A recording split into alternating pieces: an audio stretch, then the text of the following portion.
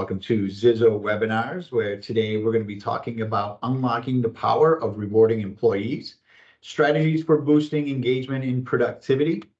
First, before we introduce our guest here, let me introduce myself. My name is Jimmy Shabbat. I am the founder and CEO of Zizzo Technologies. Zizzo is a performance management platform that leverages the power of game mechanics to improve employee engagement and performance. Today, I'm joined by a couple of guests. Between the two of them, they have a combined experience of over 50 years in the recovery industry. Our first guest is Kevin Baker. He's the president and co-founder of National Recovery Solutions. It's a contact center that specializes in the recovery of student loans under the Department of Education, amongst other consumer debts. He founded the company back in 2006, and prior to that, he worked for NCO Financial Systems and in their education divisions, and he was there since 1997, so over 26 years of experience. Kevin, welcome to the Zizzo webinars. Thank you for coming on today. Yeah, thanks for having me, Jimmy. You're making me feel old there. Yeah, I think we're all there. The gray kind of gives it away. Don, who seems to have a lot less gray than Kevin and I. Don Cornelius, he has an equally impressive resume. He started his career back in 1998 and has held titles of collection supervisor, general manager, VP of operations, managing partner, director of client solutions, CEO, and is now the COO of NRS.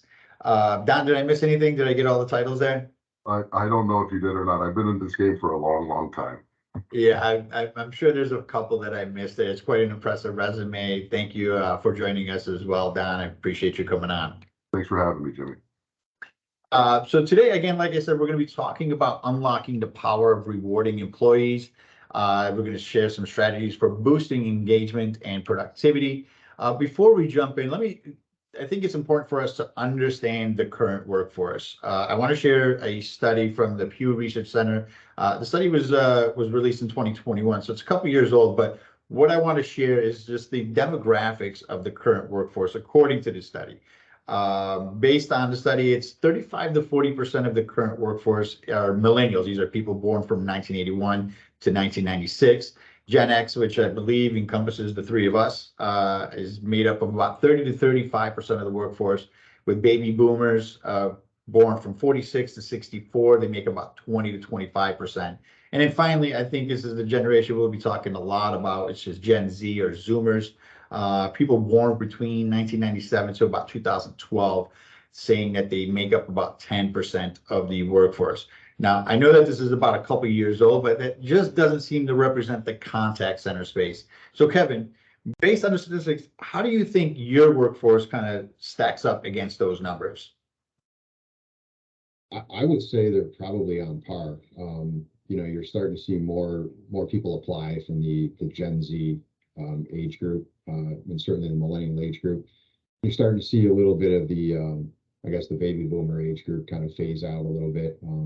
Some retire, some do other things, work part-time. So I mean, I feel like, yeah, the most recent couple obviously are going to be increasing here over time, especially the Gen Z. Dan, your thoughts on that? Yeah, I tend to agree. I do find that we're kind of seeing like Gen Xers even kind of start to hit. They're moving into management and kind of either moving up or moving out. But millennials and Gen Zs are definitely filling the space a little bit more than they have. Very different kind of demographic in my mind, far more technologically savvy, more, and also, since the pandemic, we see a more remote-based workforce as well. Yeah, I was going to ask that, aside from the generational shift over the past, 8 to 10 years, what are other key changes in the workforce today that you see? Yeah, I mean, I think the remote base is the biggest difference, and that's really just come about since the beginning of COVID. And the challenge that brings, I mean, I think it's a great thing because, you're able to kind of catch geographically to find employees, and you got better time zone coverage for kind of thing. But it brings the challenge that it brings about is it's hard to keep those people engaged because they're not on a call center or in with the rest of the team, and they're kind of isolated. So that's the biggest challenge that comes with it, aside from all the good that's come with it. Yeah, you mentioned the challenges, obviously, with the remote workforce, and I'm curious, Kevin, from you as well. What other challenges have you seen? Not just from the work from home, keeping them engaged, but maybe with the generational, do you see that they're a little bit more difficult to manage, or are they on par with everybody else? I think that there may be a level of more difficult management because I think, some of the other, age groups, they've experienced so much in life, that a lot of those people have worked for 20 years. And, with the Gen Z, they unfortunately kind of dealt with this whole COVID situation, and, the entire, workforce in the country, I think, was altered and changed in how people go about working.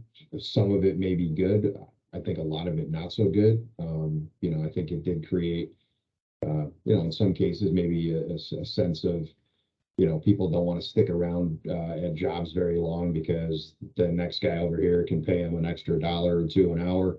And I don't know if that generation is kind of, embedded and understands the long term of, working your way up. Obviously getting opportunities within a company, building a 401k, that type of stuff, where, some of the older generations certainly have. And so I think that's like one of the bigger challenges, and call center in particular. A lot of that generation, that they're on their phone all day, but they're not making calls all day. Like very seldom do they ever call. And then try to call your son and he's texting you back like, what's up? And I'm like, no, I needed to talk to you. So yeah, I think that's another challenge that you face with that age group. Yeah, I've heard that criticism in the past, and I've used it in a lot of my discussions, is the younger generation want to be communicated with, just not spoken to.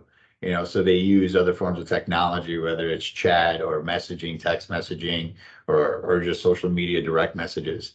But we talked about some of the challenges. Any benefits? Don, you had mentioned a little bit that you're able to cast a wider net, geographically, so that way you're not limited, by which workforce you can pull from. Any other advantages, with the current workforce besides that? Yeah, I mean, I really think it deepens your talent pool. We're not limited now to sticking to the greater Buffalo area for our recruiting. We can literally go nationwide, which means we can get a deeper skill set, more experience. And a lot of times, people are different as you go around the country. Someone from the Southeast responds differently to someone from the Northeast, and vice versa. The South kind of has a slower move to it. They're just a little bit different way of speaking than we have in the Northeast, and we can sometimes come across as rude. When you can grab some of those regional employees and then pair them with consumers that you're trying to reach in their region, I think that you have a much better chance at making a solid connection. That's an excellent point. And the same thing goes for maybe bilingual, right? You're able Absolutely, to yeah. find bilingual people Right. that can target that demographic. Let's switch gears for a second before we dive into today's topic. But we've seen workforce attrition. It's skyrocketed over the past several years, impacting just about every industry. And we've seen in the contact center space, I've heard numbers that are insane. Some organizations are in excess of, or most organizations I've heard in excess of 100% annual attrition. That means that you're turning over, whatever your number of your staff is now. If you got 100 people, you're hiring 100 people just to maintain those numbers. I had one prospect tell me that they're churning 20% per month. That's over 200% annual. Those are insane numbers. And we know that many factors play a role in contributing to those numbers. Kevin, from your perspective, what do you think is some of the leading reasons for the attrition? Like, why are people changing jobs so frequently? Well, I mean, I think it's, some of it has to do with what occurred with COVID here. I think people just said, hey, I can get paid this anywhere else or whatever. So I think you have some of that mindset. So like our company in particular, we've been blessed because, we did suffer an impact on COVID because we were subcontractors on 2 Department of Education contracts. So, we did suffer, unfortunately, a loss of some staff, but it was, at nobody's doing. And I think we've also been blessed in the same breath that we have a very, a longevity in our staff members. Many of them have been here for 7, 10, 15 years, even some of them. So I think, a lot of it's how you, treat your employees, the environment you create. And then to be fair, while we're kind of on the call, I mean, it is nice to incorporate a product like Zizzo. I mean, it's especially for the diverse workforce, the remote people. It gives them a sense of interacting on a daily basis, not just for contests, but for just interaction and, people kind of being able to compete with one another in a fun way. So those are some things I think that definitely help out, and then having a good, just a good atmosphere in your office, and having a place that people still want to come to work to, and say, you know what, even if I could make a few dollars an extra somewhere else, I like it here, and they offer me these different perks that other people aren't, and they respect me. Yeah, I definitely believe in employee engagement. Obviously, founding Zizzo. We'll get into Zizzo in a little bit here. I do want to kind of touch on a couple things and ask Don the same question with respect to attrition. You've got the gig economy, things like Uber, Instacart, DoorDash. You've got rising wages where, people can go to Target, make 24 bucks an hour. They can flip burgers, making 20 bucks an hour. How do you feel that that has impacted, your ability to retain employees? And Kevin, you mentioned you've got some tenured employees who have been there for years and years.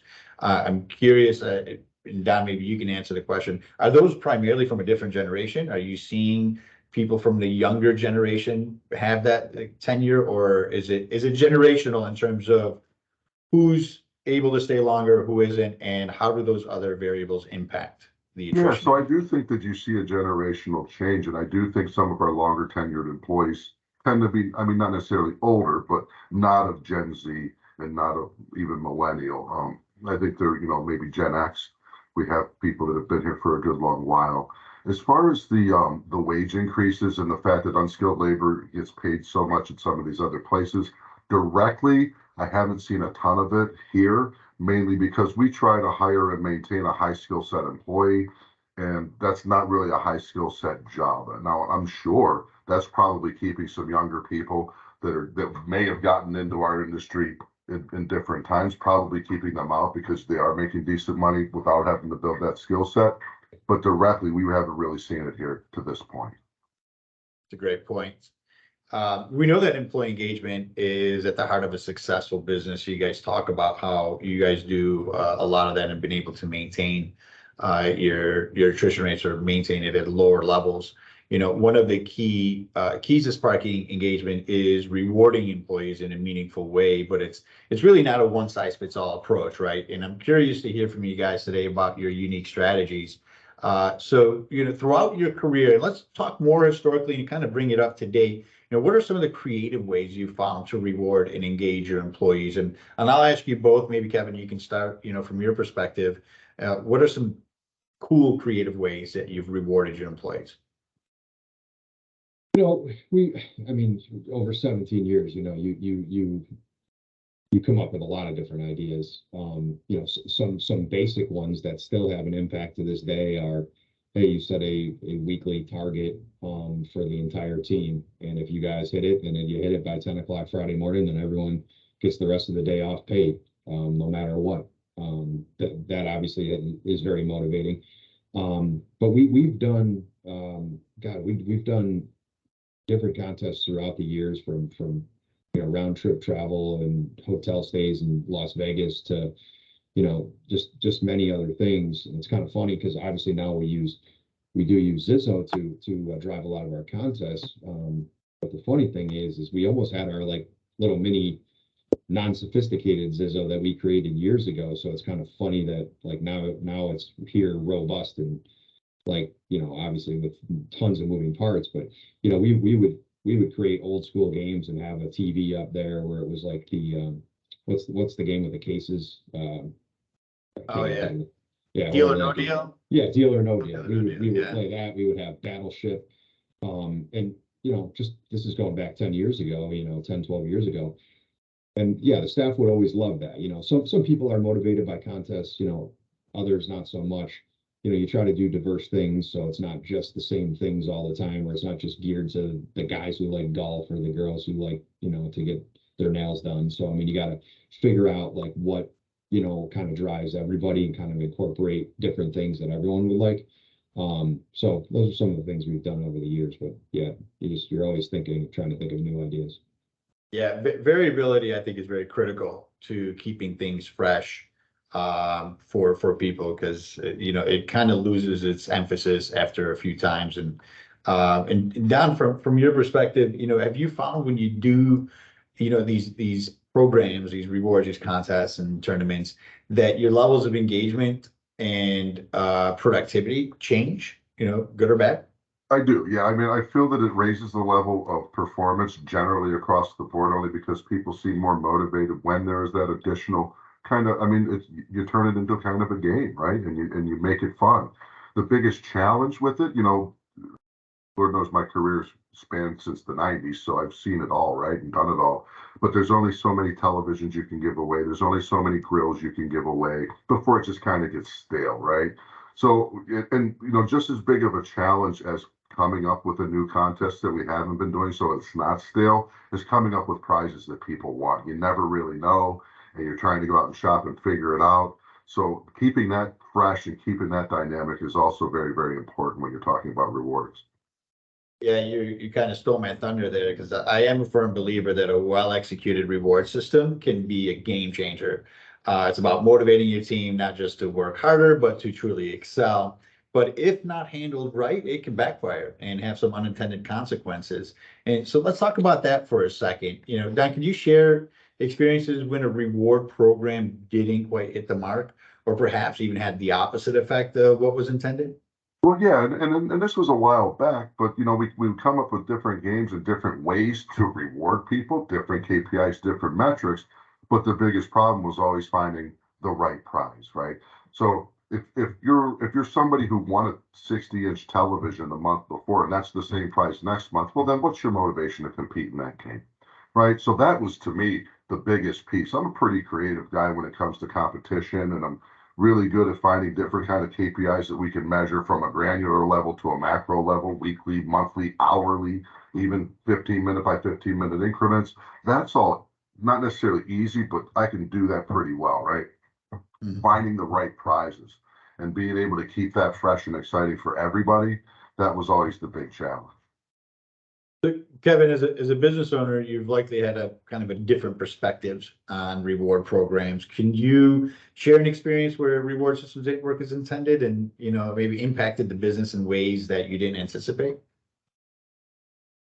I mean, this is going to go back quite a ways as well, but you've had different contests where maybe you created a team contest and then you found out somebody was putting in a bogus payment, or something happened that was skewing the numbers, and then as a company you don't realize that that actually occurred for a week later. And you would think those things wouldn't happen, but if it meant one group getting out 4 hours early on a Friday and they wanted to go golfing or go to the beach, not that there's a lot of beaches around here, but go somewhere, pool maybe.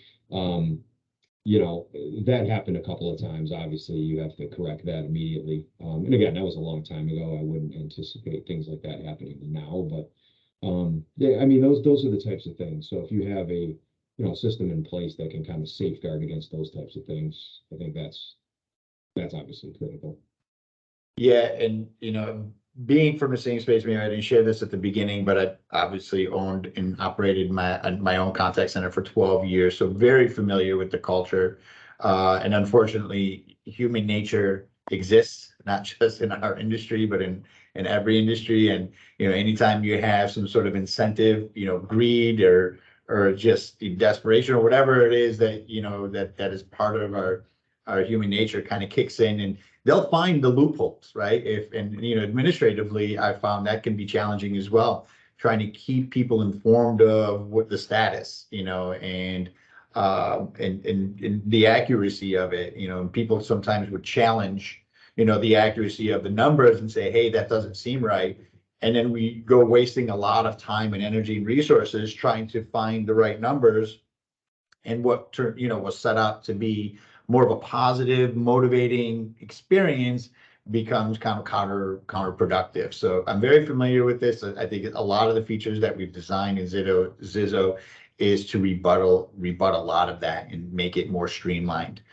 All right, so we've covered some of the things that can go wrong, and I think that there's probably a little bit more that we can talk about there. But let's not forget that when they work, they really work. So let's chat about the big wins and well thought out reward systems that you can bring to your team and your business. This is what we're here to talk about. So Don, being directly involved with operations for most of your career, you've had the front row seat to how reward programs play out on the ground. Can you share with us how successful reward program can make a difference in your team's performance and morale? And, specifically maybe more on the morale side and, in the culture. Yeah, so I mean, first of all, I think as a leader, you have to be engaged and involved in the contest yourself. I think if they see that you're excited about it and you're kind of driving those metrics and those accomplishments and celebrating the wins, then I think it breeds excitement and people they feed off of that. It just kind of builds like kind of a buzz on your calling floor. I think as a structure, I believe in going in small increments and using small goals to build to a bigger one. Where I've seen in the past, I've used, just a monthly bonus or a monthly type contest. And that's great and all. However, during the month, many times that kind of loses its luster, or, things, or someone's falling behind and not necessarily within reach of getting that, they just kind of forget about it. So if we go, in the course of a day, you have an hourly contest, number of green payments, or maybe number of calls, maybe whatever that is, you just drive a metric from hour to hour to get to where you want to be on a daily basis. And then that keeps engagement going. It keeps it fresh because the metrics are different. And then through the course of the month, it gets you to the big goal, obviously. Yeah, you use the term buzz. We used to use the term energy, right? Yeah, And yeah. almost like quite literally, and I know it's more abstract, but managing energy, right? You want to keep momentum. You want to keep that energy, that buzz going on the floor because you've seen it in sports. When one team is coming, is trailing, and then they start to score and they're coming from behind, and you got the fans kind of stepping up, and that momentum kind of carries and compounds on itself. So completely understand that notion of, how a reward system can build energy. So taking something that's stale and turning it into something that's energized. Kevin, what sort of do you measure, and is there a certain level of expectation in terms of a performance lift that when you run one of these programs, one of these contests that you expect, or is it just you kind of put it out there and you see what you get? Yeah, I don't know. Like if I technically measure the direct percentage impact, but I think it's like you said it a second ago. Morale's a big part of keeping people on staff, and just having contests that are creative, that are unique, that are obtainable but yet fair company. I think that's how we look at it. I don't know if we necessarily, and so other people do, we don't look at it more or less as like a huge money maker for the company but I think it makes money in other ways. I think it retains your staff. It helps them, drives them to achieve the targets that you need and that you set. And so if those things are happening, then you're doing what you need to do. So yeah, I don't think, looking at it, it's kind of almost like that cherry on top of the sundae. And I think it is really important. We've had months here where we didn't do a contest. Maybe we got lazy internally and just didn't think about it. And then, you realize, our month wasn't as good this month. Like, what did we miss? And sometimes it comes back to that, again, is that the differential thing in terms of you hitting your goal or not? I don't know. But if it's close and you didn't do it, maybe it is. Because to me, it does drive morale. It does drive competition. I think competition's a good thing. And I don't think as adults, I'll go out and play golf with my buddies and we play for like $5 or $10. Doesn't really matter if you lose, but you're still trying to compete to win that $10, right? Because as you're older, you don't really have that competition. That's why we watch the Bills so hard, and that's why everything's a competition in our world. And I think just creating some friendly competition and some good competition is really what those contests should be doing. And I think that's inherently most people want to win, right? No matter what it is, even if it's $1 lottery ticket, they want to win. Yeah, I totally agree, and I think I've lost $10 to you on the golf course, so we do. You do owe me. That definitely did not happen. I know I lost you. Oh no, I think it was your brother Tim. Yeah, he was a big winner. No, but you're absolutely right. I think when you measure success in terms of a reward program, it's not always about that performance lift, but I'm sure that if you did the measurement, you would see quite a bit of a lift. I would assume, and we've seen at least with Zizzo 20, 30, 40% lifts when you're doing, some sort of large contest because it's motivating everybody. Sure. But the value of the culture that you create reduces attrition, builds employee satisfaction, increases employee morale and, engagement. And so, yeah, there is a compounding effect to it. It's not always just about the numbers, which is a great point. But as a business owner, you got to have a budget for this, right? So it's a big consideration. So how do you approach budgeting, for your reward programs? Any tips on striking the balance between motivating employees and staying within some sort of financial boundaries? As it directly relates to Zizzo or Well, let's talk about before Zizzo, and then we can discuss kind of how Okay. Zizzo's helped you kind of streamline that. Yeah. So yeah, of course you would say, okay, we're gonna spend $1,000 on contests this month. So first place, the prize is gonna be a $600 thing. The next place is 300. Third place is 100. So you would set up your contest geared that way. So yeah, the budget would just kind of be, hey, let's put a number out there. So whether that's the right way to do it or not, I don't know. I mean, we've tried higher budgets, lower budgets. And again, I think if you're getting the right prizes and you have the right contests going, it's not always about how much you're putting in. But if people are constantly have the ability to maybe win something, to me, what always, I guess, boggles my mind is I would be somebody personally, like way back when I did collections, if I could win $5, it wouldn't do anything for me. It would not motivate me to do a thing more than I was going to do already. But if you put that bigger prize up there, then I was motivated by it. But what I see is people like that instant gratification now. They'd almost rather win the $5 than have to wait all month to win something different. So I think if you can have a contest that blends those different types of opportunities together, I think that's a good way to look at it. And Don, from your perspective, obviously now you guys are using, the Zizzo platform. How has that impacted, good or bad, in terms of budgeting and then distributions and from a reward budget standpoint? Oh, well, I mean, I think from budget, it really helps you kind of set in something, but even more than budget, to me, it streamlined the entire process of actually managing the contest, keeping track of who's winning what, keeping track of, what prizes are going where, because really, they win their sizzle box and then they go pick the prizes that they want. It takes away that lack of, freshness in the prizes, which was always a big problem. And then it takes a lot off the management and having to track these days, because like I said, we do our contests in small increments throughout the month. Well, that can be time consuming when you're talking about tracking that, manually. It takes that away and just really streamlines it and makes it simple. It's a complex tool that makes the act of incentivizing simple. Okay.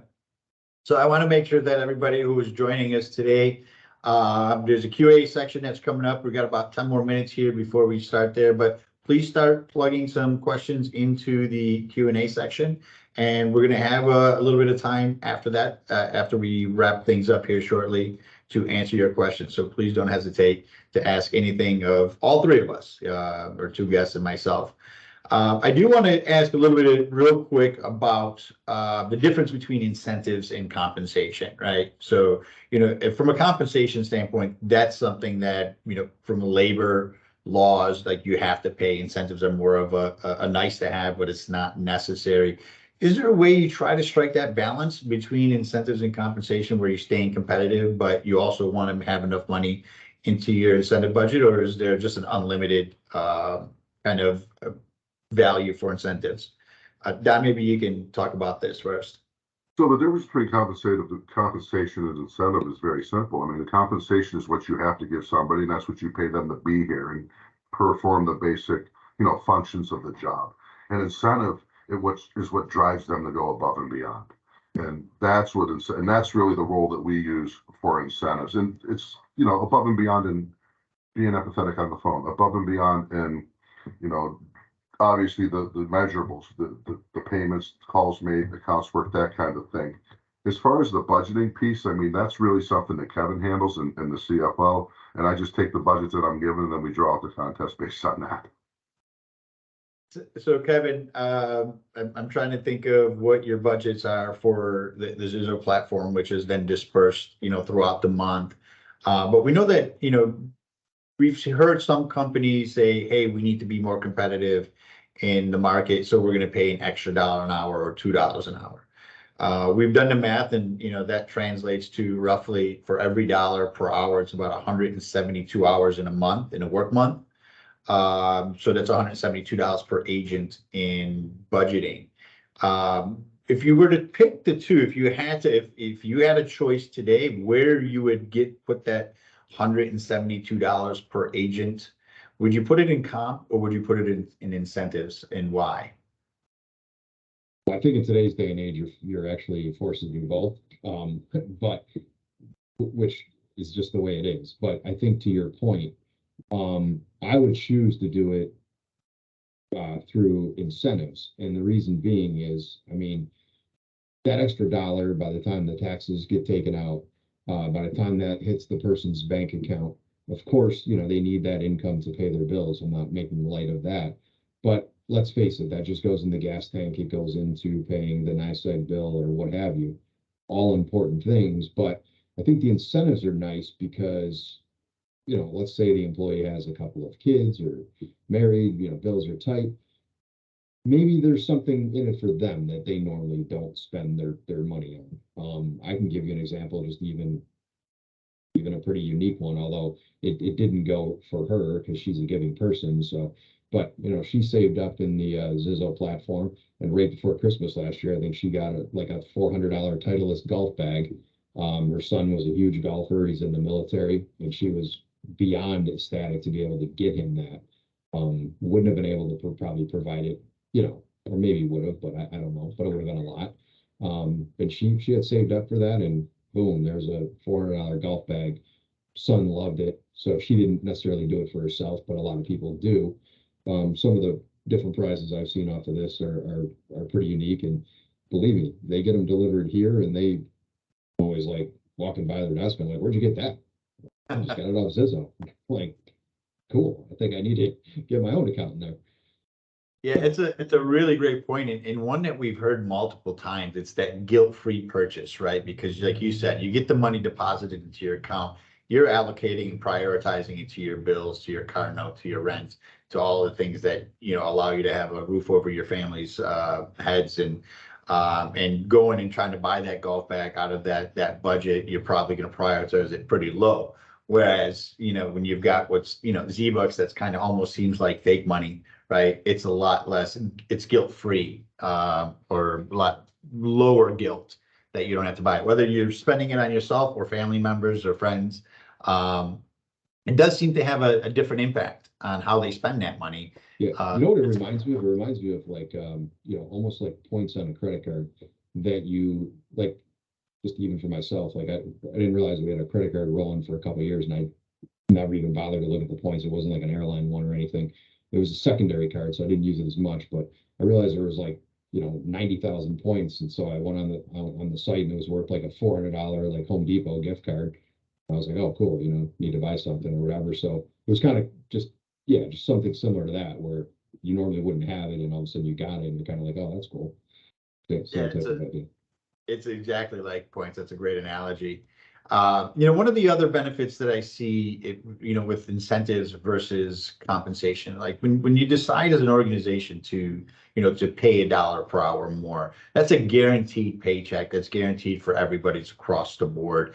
You know, whereas with an incentive, it's a pay for performance, right? Even within the Zizzo platform, you're not giving everybody $172, right? If your budget is $172, you're giving your top performers, the ones who bring in the most, the ones who complete their challenges, win the contest, hit their milestones, a much larger chunk, right? It's like the bell curve. You know, your bottom end of the later stage ones, the high performers are gonna get maybe 2 times, 3 times the budget, where your lower performers, the ones who probably don't belong there, don't receive as much. And, that average is gonna get kind of right around your budgeting. So I have seen benefits, going incentives, but as you said, Kevin, I think it's important today's day and age to be competitive in the marketplace to attract talent. You're gonna need both. I do want to. We've got a few more minutes here. We've been talking sprinkling Zizzo in this conversation quite a bit, and Zizzo is what we call gamification. It's using game mechanics, right, to motivate and to incentivize and to engage the younger generation. Do you think, and you both sound like you guys are in love with Zizzo and it's been productive and it's been effective. Why do you think a program like this appeals to your workforce? And Dan, we'll start with you. I mean, I think it comes right down to the generational thing again. I mean, I think people are more technologically savvy. I think they have, and even my generation, Gen X, we are social media attached and like really participating in that. And I think it's very cool for that reason. It's exciting and dynamic. You have your avatars in there that you can purchase things and upgrade your appearance in. The Zizzo store allows you to buy from a wide range of different products. It's just so dynamic from a end user perspective, from a representative's perspective. It's exciting, and I got to tell you, each one of our representatives has 2 screens up. One of them will have their a system of record, and then in the other one you'll see half of it for like a skip trace application, and then the other half is always Zizzo. It's always Zizzo. So they keep a keen eye on it. They want to see where the competition is going on it. And it keeps them engaged. It truly does. I think it's a great tool. I do. Thank you.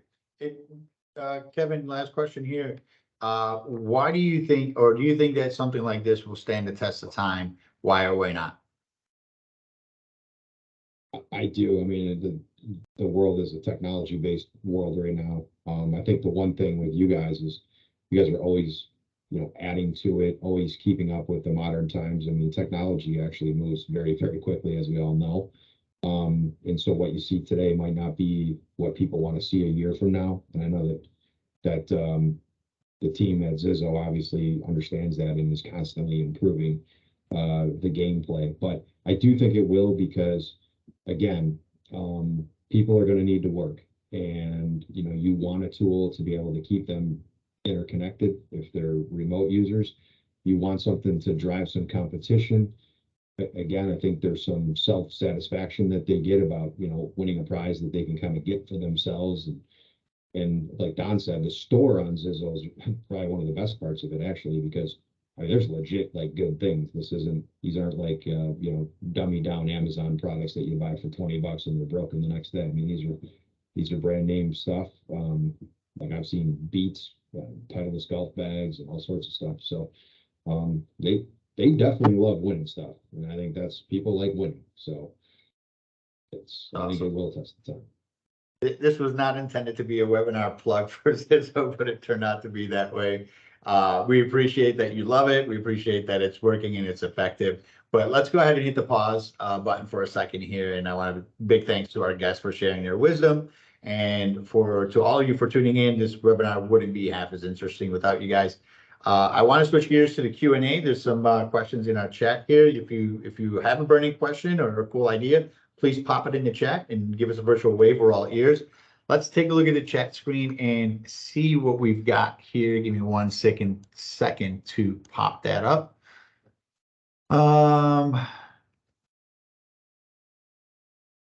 Where are we going here? Megan, if you are in there, I'm looking at the chat. I don't see where the Q&A section is. If you can help me out here and just maybe pop in, unmute, and ask one of the questions for me, since I can't see it on my screen. Of course. So the first question we have is, what incentivizes you guys personally to perform and really boost what you're doing? And have you noticed that those same things incentivize your employees, or does it differ between you guys as business owners and your employee levels? Don, you want to tackle that, or Kevin? Yeah, sure. I mean, for me, I'm motivated by different things than the employees are because, I have a wider and larger purview of things. For me, it's more, what's best for the company as a whole and how do all these little individual or not little, but individual goals and individual performance and how we drive them reach to that big overall goal that I have. So for me, the motivation is constantly, analyze, strategize, implement, and repeat. We're always looking at things, analyzing it, strategizing on how we can improve it. We implement it, and then we do it all over again. And to me, just for me, really my motivation comes from being able to drive efficiencies, eliminate redundancies, and then obviously improve the bottom line for the company as a whole. So I think it's a little bit different than it is for a four-level representative who's more focused on their part of the world or their piece of the puzzle. Wonderful. Kevin, here's another question. Here's one for you. I finally got it up on my screen. How do you go about calculating an incentive budget? I think we've asked it a little bit earlier, but is there any specifics? Like, what are your thoughts? Like, I know that with Zizzo, there's a per agent budget, but what's your thought process in when you're saying what we're going to spend? Well, I think with Zizzo, it's a little unique compared to a normal contest, and the reason being, and I don't think this was discussed at all, but so when you put money into Zizzo, you're putting money into three different bucket pools of contests. One of them is whatever monthly incentives you set up for people based on whatever KPIs you want to put in. Another one is your monthly contests. And contests can be like a one-on-one challenge that you set for somebody for 1 hour, and somebody's going head up against somebody for an hour, and then you actually can set it up where they have to put a little bit of their saved money into it as well. So they're almost kind of doing a little friendly bet with their opponent. And then the third one is you put money into a longer term historical ladder that your staff can achieve. So maybe it's 18 months or 2 years from now, but if somebody hits a certain number, a certain objective, they're at 500,000 fee collected and it hits on the system, they may all of a sudden be eligible for a $5,000 bonus check or what have you. So you kind of build in those funds long term. So, we do usually a price per agent, but we kind of take a look at what those three incentives will be, and then you decide, okay, hey, we're putting this much money into a monthly incentive because we know we want to put $30 per agent, into the future pool or what have you. So when that time comes, that money's saved and that person can be paid out. So you're not like all of a sudden having to dip into your account again. They have a mechanism where you can kind of save it. And I think, Jim, there was a time where we kind of we had maybe paid more into the budget than we needed to. And so we just had you pause the incentive budget for a month, and then it kind of like reset itself where we had, good money for the different contests. So, that's kind of cool too. You can, put as much in or as little in as you want. I think it's going to be an individual company, decision in terms of how many people you have, what types of revenues you're looking for, that type of thing.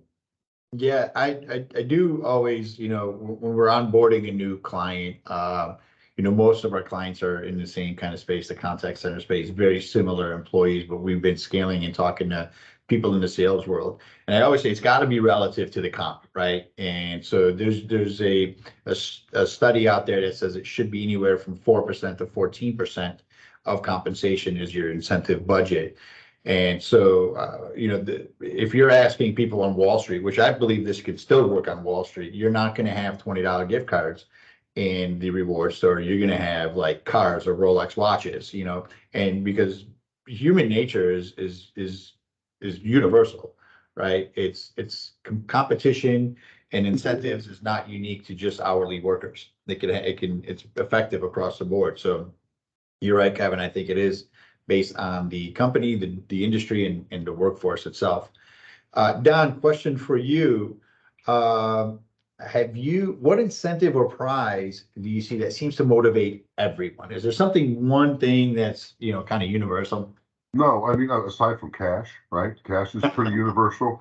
But no, as far as items, no, there's really not one size fits all for anybody, because once you win it once, well, you don't really care to win it again. And it's all about keeping people motivated and fresh and wanting to win the prizes that you're offering. So I don't see any prize aside from cash, of course, that is universal and works for everybody. Again, going back to the Zizzo plug, it's not intentional at all, but that's what makes Zizzo so great, is that you have a little bit of something for everybody in there. And you know what one person may like is not necessarily what another person is going to like. I may want a cordless drill, and somebody else may want a golf bag, for instance. It's, you know, you get to win. If you win, you get to go pick what you want, and I think that's one of the coolest pieces of it.